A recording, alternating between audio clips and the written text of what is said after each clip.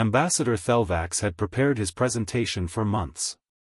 As the Galactic Council's chief security advisor, it was his responsibility to ensure every member world maintained adequate defenses.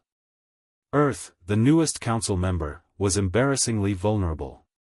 Esteemed colleagues, he began, his holographic display showing Earth's orbital space. As you can see, the human homeworld has no planetary shield generators, no orbital defense platforms, no automated weapon satellites. In short, they are completely defenseless against any serious invasion attempt. Around the circular chamber, representatives from 200 species murmured agreement. It was unprecedented. Every civilized world had defenses. It was the first thing you built after achieving space flight. Ambassador Rodriguez, Earth's representative, sat quietly in her chair, a slight smile on her face. Ambassador Rodriguez, Thelvax continued, the Council has allocated funds to build a proper defense network for Earth. We cannot allow such a strategically important world to remain unprotected. The installation will begin. We appreciate the offer, Rodriguez interrupted politely, but will have to decline. The chamber fell silent. Decline? Thelvax's translator struggled with his confusion. Ambassador, perhaps you don't understand. Without defenses, any hostile force could simply land on your planet N. And then what? Rodriguez asked, still smiling. And then, conquer you. Right. See, that's where I think there might be some confusion. Rodriguez stood up, pulling up her own holographic display. Let me show you something. She displayed Earth's surface. This is our planet. No shields, you're right. But let me walk you through what an invasion force would actually encounter. She zoomed in on a section of ocean. First, they'd have to deal with our weather. These are hurricane formations, storm systems with winds that can strip starship hull plating. They occur naturally, dozens of times per year. Any landing force would need to navigate through those. A Corvaxian representative shifted uncomfortably. Surely your militaries have protocols. Oh, our militaries? Rodriguez's smile widened. Let me get to those. But first, she pulled up topographical data. Let's talk about terrain. Earth has mountain ranges that would make your assault vehicles useless. Jungles so dense that sensors can't penetrate them. Deserts where the temperature swings can crack combat armor. And that's before we mention the local wildlife. Wildlife, someone scoffed. Rodriguez displayed images of Earth animals. This is a hippopotamus. It kills more humans per year than any predator on our planet. This is a saltwater crocodile, it's been an apex predator for 90 million years. This is a cassowary, a bird that can disembowel you with one kick. And this is a mosquito, responsible for more human deaths than every war in our history combined. The chamber had gone very quiet. Now, about our militaries, Rodriguez continued. We don't have a unified planetary defense force because we've spent the last 10,000 years defending against each other. We have 195 nations on Earth. Many of them don't like each other. But I guarantee that if anyone invaded, they'd forget their differences real quick. She pulled up military statistics. Collectively, Earth has about 30 million active military personnel. Another 100 million reserves. We have nuclear weapons, yes, we know they're primitive, but they work. We have chemical weapons we've banned ourselves from using because they're too horrific.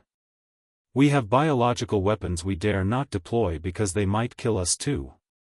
Thelvax stared at the numbers. You're saying you have weapons you consider too terrible to use on each other? Oh, those are just the official ones, Rodriguez said cheerfully. Let me tell you about guerrilla warfare. Insurgency. Asymmetric combat. See, humans have this really annoying habit of refusing to accept when we've lost. Some of our most legendary military victories came after we'd technically been defeated. She displayed historical images.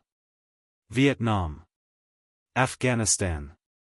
The American Revolution. The Haitian Revolution. Countless others. You know what they have in common? A technologically superior force invaded, and the locals made their lives so miserable that they eventually left. But, Thelvax tried to interject. And here's the fun part, Rodriguez continued, clearly enjoying herself now. Those were humans fighting humans. We know each other's tactics, psychology, weaknesses. An alien invasion force? You'd be facing 7 billion individuals who've spent their entire evolutionary history learning to kill things that were trying to kill them. She pulled up population density maps. You'd need to occupy cities with populations in the tens of millions. You'd need to control supply lines across 6 continents. You'd need to patrol terrain ranging from Arctic tundra to tropical rainforest. And every single human you encounter would know their home territory better than you do. This is madness, a Valorian representative whispered. It's Earth, Rodriguez corrected. We're a death world, remember? Our planet has been trying to kill us since we climbed down from the trees. We learned to fight back. And then, because apparently that wasn't exciting enough, we started fighting each other. We've had thousands of years to perfect the art of making invaders regret their life choices. She displayed one final image, a human child learning to hunt with a bow. We teach warfare to our children as history lessons.